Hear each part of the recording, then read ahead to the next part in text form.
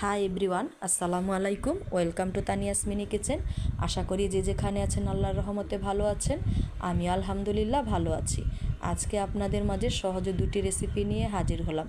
সেটা হচ্ছে আমি লাউ শাকের ঝাল রান্না করব এবং কলার চোকলা ভর্তা বানাবো। কাঁচকলার ভর্তা কিন্তু সবাই খেয়েছেন, কিন্তু চোকলা ভর্তা কি কেউ কখনো খেয়েছেন? আপনারা হয়তো অনেকে ভাবছেন এটা কোনো খাওয়ার জিনিস হলো।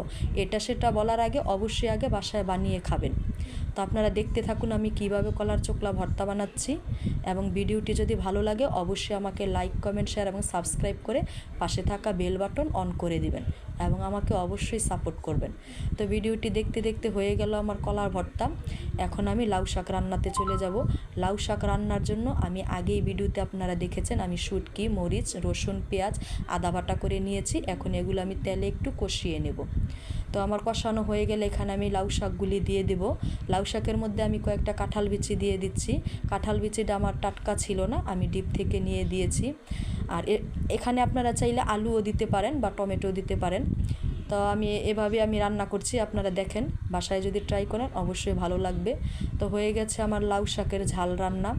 গরম গরম ভাত এবং লাউ শাকের ঝাল ও কাঁচকলার চোকলার ভর্তা। আশা করি অবশ্যই বাসায় বানিয়ে খাবেন। আসসালামু আলাইকুম, থ্যাংক ইউ।